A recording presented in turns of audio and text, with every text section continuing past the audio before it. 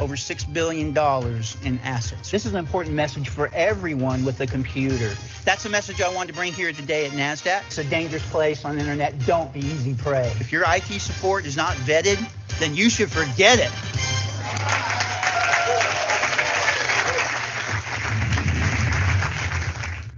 America's top cybersecurity expert on network television, CEO of Matrix Force, and #1 best-selling author of Streamlining Technology, Mr. Kevin Fleming. Russ Riesinger talks to one cyber expert who called privacy the biggest issue of our time. Kevin Fleming. Kevin Fleming is here with us. You just put a book out about this, right? I did. Came out in August, and it went #1 on Amazon in August. So obviously, this is an issue. Keep your information safe from a cyber attack. It's sitting there idle, just waiting to be owned. Privacy is probably one of the biggest issues of our time. According to the U.S. Department of Justice, 4,000 people are hacked by ransomware every day. If we don't step up and be proactive about our privacy, we're all going to be the victims of identity theft.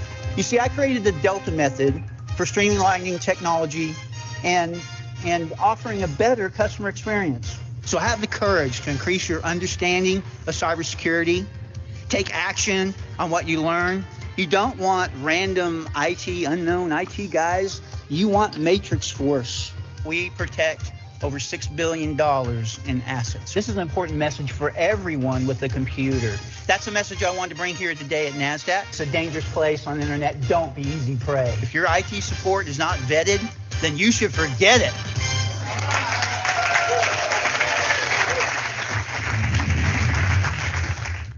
America's top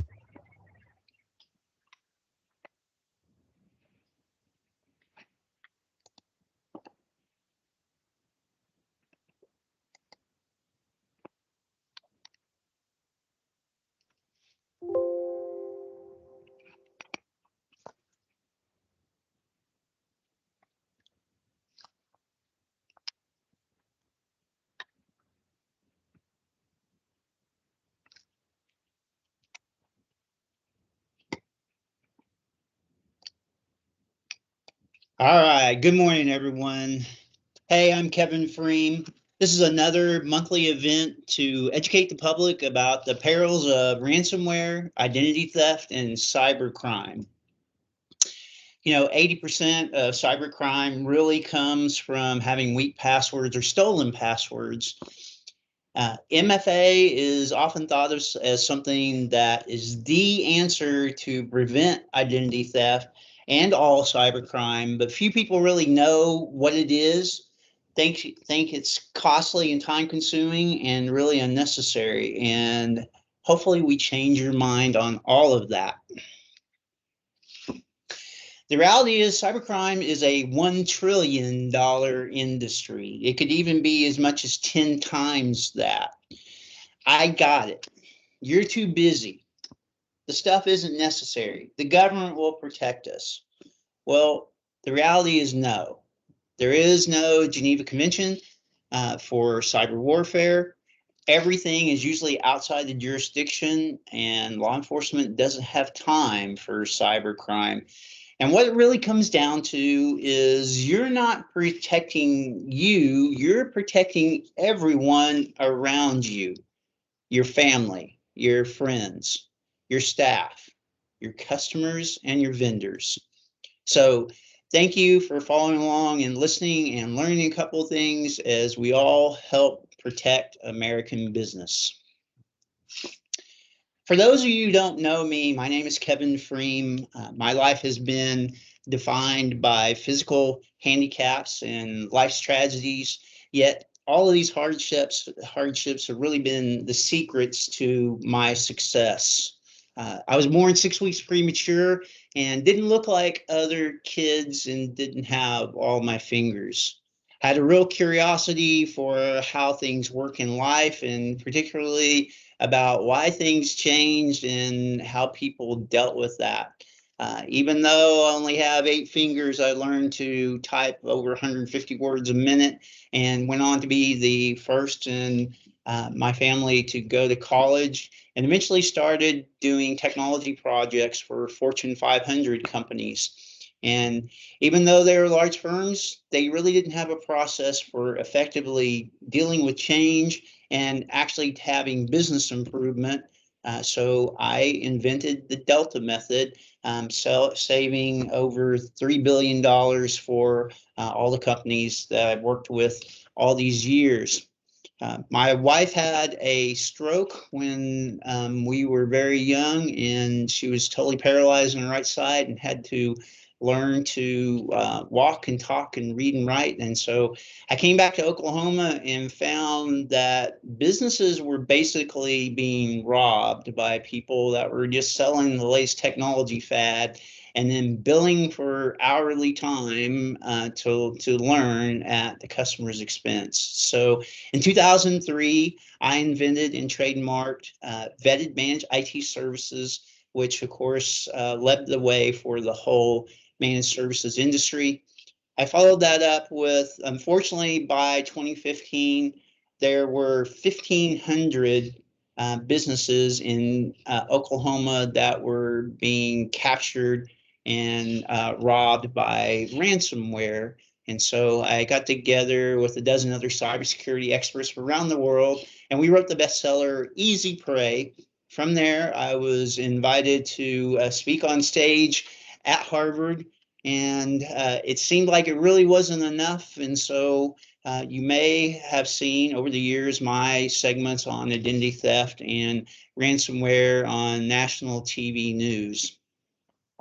Again, I would like to thank you for helping to protect America. It's my mission to have 1 million businesses leverage cybersecurity as competitive advantage. Now, we do enough of the cybersecurity that one of the things we're able to do is offer free data breach training. You can go at any time to our website and sign up. This is a $1,300 value. The value is a lot larger than that because then everybody has their own employee security score and can compete just like your FICO score. It's the first step in a multi-step process to protect your organization, and I think the most important. And we want to make sure that everyone has this available. Now, if you were to ask any technology person what MFA is, you'll get 100 different answers, and you will probably come away with not knowing what it actually means. If you Google MFA, you'll get the Museum of Fine Arts, but you'll also get multi-factor authentication. Well, I'm going to boil it down in 2 words. MFA is password protection. That's all it is. Authentication means proving who you are.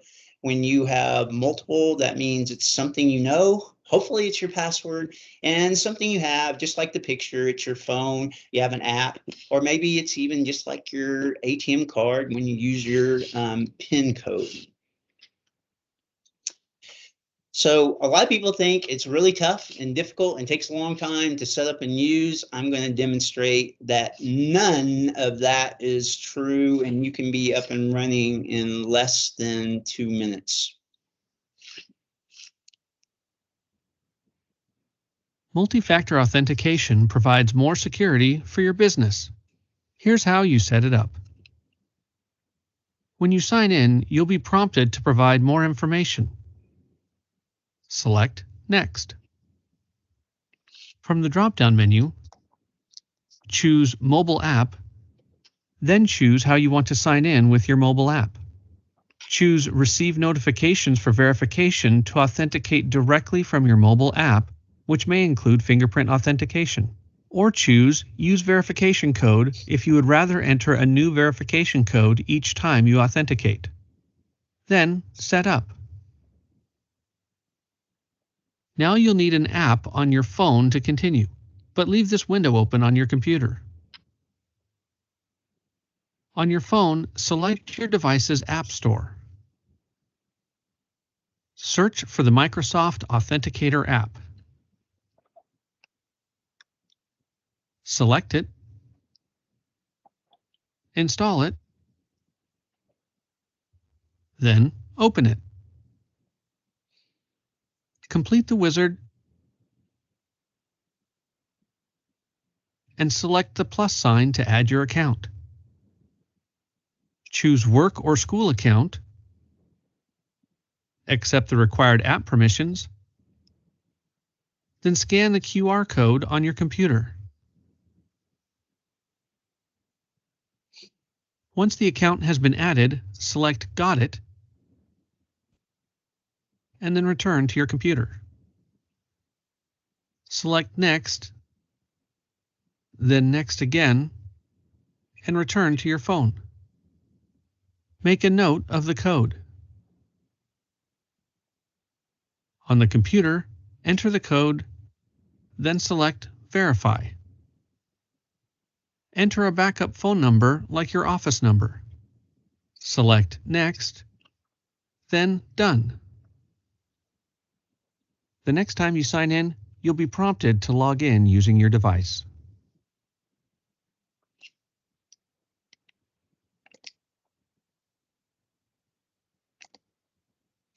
So just like that, it's very easy to set up. You have a couple of options. So if you change mobile numbers, you can see you can put a backup in there. Most people get confused and think you have to use a camera app or something when they get a QR code. It's usually within the app, and it's very straightforward. So that's all there is to it. And if you selected the option for notify, instead of putting in 6-digit code, you can just press a button and say, I approve. So all of those things make you very strong and fast. But charlatans in our industry will foolishly say, if you have multi-factor authentication, it will stop any kind of cybersecurity issue. And that's just wrong. MFA can be hacked if you do risky things. It also doesn't make you a superhero. You aren't suddenly all-knowing. Your decision-making power or reading comprehension isn't really increased. No robot jumps out and smacks your hand before you click on something. And when you hear the words funds were diverted, that's simply code for someone willingly put in their credit card or banking wire information. They weren't hacked. To give you an idea of risky behavior and how MFA can be hacked, the biggest one is with MFA. I'm going to show Kevin Mitnick will show an example of MFA being hacked through public Wi-Fi and kind of how that works. And so don't be Marco Polo on the internet, going to sites you don't know and randomly logging in, assuming you're safe. And then, public Wi-Fi is just a huge danger, and he's going to show that next. Kevin Mitnick, KnowBe4's Chief Hacking Officer. And a lot of people ask me if they enable two-factor authentication on the websites that they use, does that stop phishing attacks? And let's take a look at that. So what exactly is two-factor authentication? That's when you log into a website, for example, and not only do you have to put in your username and password, but the website actually sends you a code via SMS, or you might have an application on your mobile device that displays a code that you have to enter into the website to log in. And that is proving that you actually have your mobile device. So it's a form of authentication that's based on something that you have, and your password is something that you know. So a good friend of mine developed this demo, Kuba Gretzky, that demonstrates how a bad guy could phish you even though you've enabled two-factor authentication. So let's take a look at how this works. So I'm logged into my Gmail account, and if you take a look in the second email here, I'll go ahead and open it. It appears to be an email from LinkedIn. And ordinarily, when somebody wants to join your network on LinkedIn, LinkedIn will actually send an email to your email address notifying you of that. And if you're interested, you can go ahead and click interested, log into your LinkedIn account, and authorize that person to actually become a connection. So if we take a look here, we have an email from LinkedIn that says, Kevin, I've read about your adventures in Ghost in the Wires and so on, and this person wants to join my network. But this is actually a phishing attack. If we take a look here at where the email is originating from, it's not at linkedin.com, it's at this domain called llnked.com, which people might overlook. So let's go ahead and pretend that we're the victim here and go ahead and click on interested. And what that is going to do, it's going to redirect us to the LinkedIn website to go ahead and log in. But let's move this over to the right and let that load. And if you take a look over here, we have a blank white page, which is going to become very important in a moment. And this is the attacker terminal session. So let's go ahead and bring back the virtual machine that's now connected to LinkedIn to authenticate, because we, again, clicked on interested in the email. So we'll go ahead and put in a username, Johnny Boy at mitnicksecurity.com. And now we're going to go ahead and put in our secret password. And then we're going to go ahead and click sign in. And when we click sign in, it's not going to allow us to log in. What LinkedIn is going to do is request our two-factor authentication code that LinkedIn is going to actually send to my mobile phone. And in a moment, you should hear a sound that the text message was received on my mobile phone. So let's go ahead and click sign in. And here we go. It's telling us that two-step authentication is enabled. We just heard a message come into my mobile device. We're going to uncheck this box that says recognize this device in the future. And I'm going to open my mobile device to take a look and see what the text message is, or what the code is rather. So the code here is 421476. We're going to go ahead and click verify. And when we do so, it's going to log us into my LinkedIn account. So now we're logged into the LinkedIn account, but let's take a look at the attacker session over here on the left. So we're going to scoot this over to the right. And over here, what we have is what we're able to intercept. So we're able to intercept the email address, which is johnnyboy@mitnicksecurity.com. We're also able to intercept the password to the account, which is KnowBeforeRocks.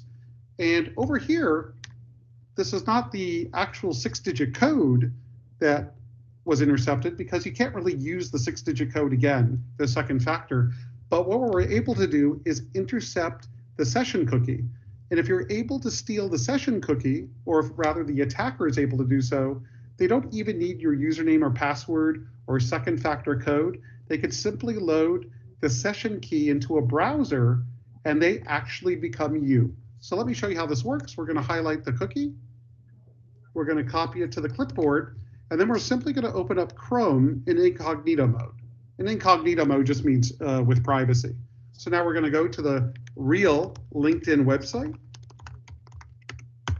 When we go here, obviously we're not authenticated. Now it's, wants us to log in with our credentials, but we don't have to do so. We're going to go ahead and go into developer tools. We're going to go into the console, and what we're going to paste into the console is the session cookie that we stole from the victim, which was myself, by the way. I'm going to enter it.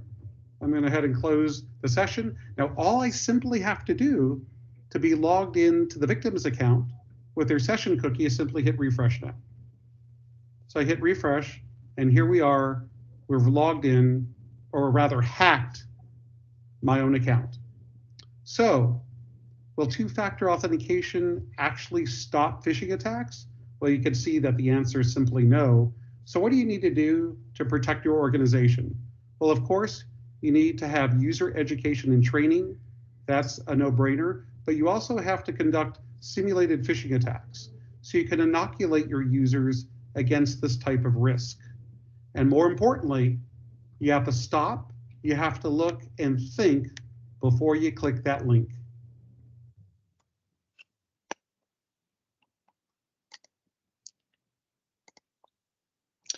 All right, definitely. You have to stop and think. And he showed an example that again is a myth, is you can't stop someone from receiving an email. And just because you have MFA on, if the attacker has a session that's associated with it, you're actually driving the ship and logging them right in. So it's hugely important. And of course, if you're on public Wi-Fi, that terminal session can be open in the background and everything can be watched and captured. So the big part about MFA, though, is definitely if people are trying to attack passwords over and over, it will prevent that, and it's the strongest thing you should have. Now, there used to be a big push for, hey, get a text or get a phone call. The preferred method is an authenticator today, and the reason for that is because you don't have any text or data phone calling charges. With an authenticator, when you scan that code, that magical non-random number is generated on your phone as well as back at Microsoft. So you don't have to have internet access or any of those charges. That's part of why the authenticator is preferred. Also today, it can be a password manager. So now one of the things that's shown and talked about is you log on to your computer every day, and the first time you're authenticated. That's the way your all your apps should work, even with MFA turned on. And your administrator can set so that your offices, or you have a trusted device where it doesn't ask you every time you open up a browser for your cloud app to authenticate. It only does it that once a day, or that at one time every 90 days, where it has to verify that it is still you. Now, MFA is one of the highest recommended security things. You should have it on every service. It is not an excuse to say, I don't know how. Everybody figures out how to do square videos and put stickers on and do all kinds of audio posts and graphics. It's always the same setting. You go into settings and there's an options and security to turn on MFA. Generally, you just simply put in your mobile phone. So I mentioned earlier of some common complaints, or people get concerned or upset because they get prompted over and over and over for MFA when sometime when they're not expecting it. Most of the time, that's when they've left another device logged in and they've caused their kind of own problem. So at any point, you can say deny and go and check that out yourself. But that's normally what you'll find. If you are really being attacked over and over, you definitely do the deny, because you don't want to approve an attacker, just like Kevin Mitnick getting into your LinkedIn account and being you. If you have services today that don't use MFA, it's seriously time to think about moving to a different service. Without it, your password is easily attacked. And once you have someone's identity, they may not do something immediately. They will wait a long time, gather all of your information, and more importantly, all of your family, friends, customers, vendors, then do something really malicious to all of them, and finally you'll be the last to know. So get rid of any service that doesn't have MFA available. So big waterfall effects when you have MFA turned on is now you can leverage it, and just like you should do with cybersecurity for business improvement and competitive advantage. The biggest thing is passwords are our nemesis. 50% of help desk time is spent on password reset.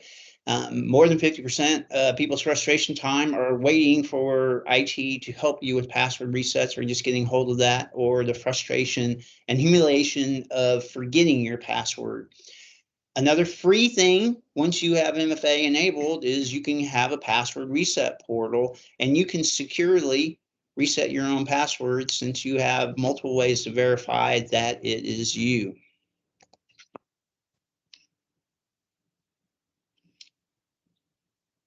To let your users reset their own passwords without having to contact you each time, you can set up self-service password reset in Microsoft 365 Business. Let's take a look. From the Microsoft 365 Admin Center, select Settings, Security and Privacy, Azure AD Admin Center. Choose Users, Password Reset. Select All to enable self-service password reset, then Save. The next time a user logs into their account, they're asked for additional information. Select Next. They can choose whether to authenticate with their phone, email, or both. They go through a few steps, and when finished, they'll be able to reset their own password when needed.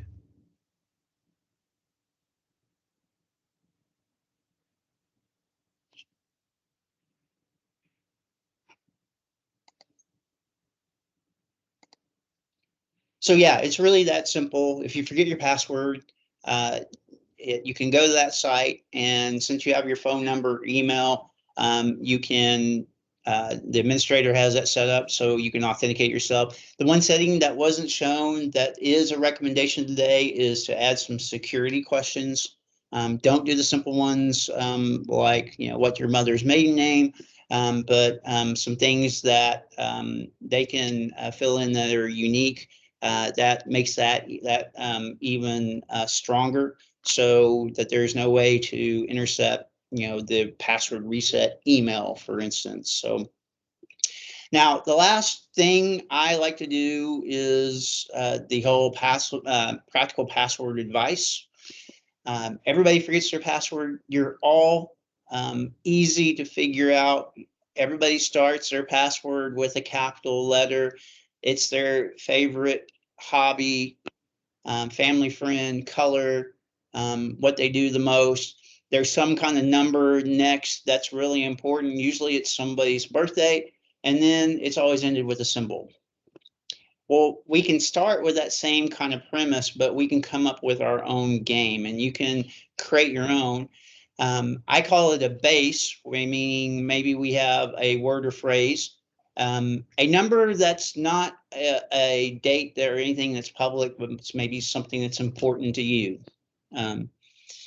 The month and year of your first kiss, or some kind of event that's not public but really impactful. You can still have your favorite symbol, but instead of putting this in the same order and having real simple words, you can do stuff like play games, like maybe you put the number at the beginning, or you put the symbol at the beginning, or you put the number in the middle of the word. And then my variation that I like to pick is however you choose to do that. If you take the first letter of a service and the last letter of the service, you can use that as one letter that you always change out in your keyword.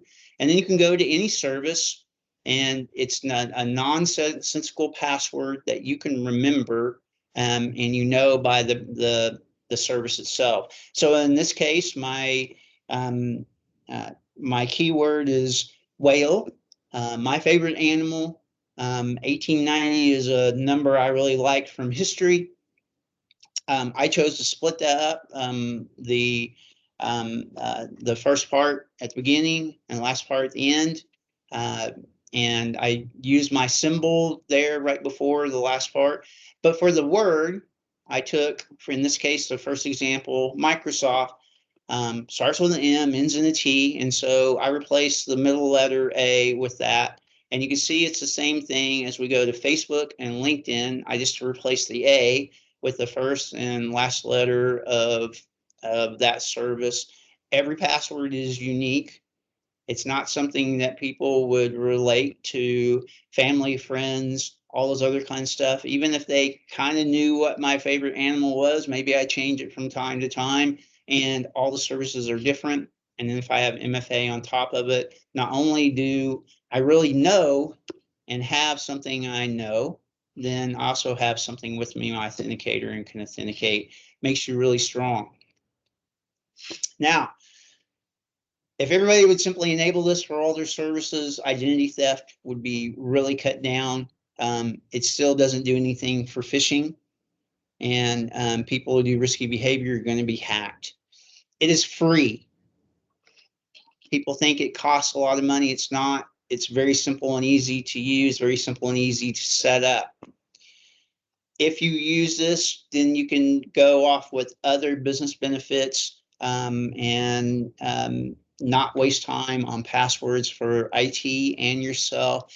And the big movement that was just released right before this webinar is Microsoft has announced leading the way with passwordless movement, meaning that the authenticator can have your password and have it auto-generated and you won't even know that. And if you have the random number, it'll do all that behind the scenes. You can still have facial recognition or your thumbprint on top of it, but we're going to get away from passwords at all. But you will definitely have to keep up with your phone, and it's a huge part of your identity. So please remember, only you can prevent identity theft, and it's not you you're protecting. Let's protect everyone around you with supply chain and just protecting everyone in America. It's so important that not only you are protected, but your customers and vendors. As Kevin Mitnick said, we're giving data breach training away free. It's the first thing you have to constantly make sure people know what the latest scams are. You have to test them with phishing, test them on what they have. We're giving that away for any organization that doesn't know what their employee secure score is and don't know who their weak points are. It's the first step with the IRS, FTC, any other regulation industry that you're in, and it's hugely important. And you would join our mission in helping 1 million businesses protect business and be more competitive with cybersecurity. Now we'll turn to questions, and you should be on a mission to go down all of your critical services, starting with not only work, but bank, social media, even your Xbox or PlayStation, and get MFA turned on. We provided the URL. You can go to matrixforce.com and put that in. And we did have 2 questions to put on the chat. And the 2 questions were, do you know your ESS score? And most people don't know what ESS was. So much like your financial IQ score for getting a loan or anything you do financially, your employee secure score is hugely important, and you should be comparing versus other people and other organizations. The other question was, is MFA expensive? Most people thought that it was coming in. Looks like most people answered this question in the poll afterwards, and no, it is free. So that's not a barrier, and the time it takes is not a barrier either, because it's fast. Thank you all again for joining us for our Matrix Force events in cybersecurity. If you'd like to schedule a consult with myself or any of our staff or any other questions, just go to matrixforce.com and click on Schedule a Consult. Thank you all. And remember, the internet's a dangerous place. Don't be easy prey.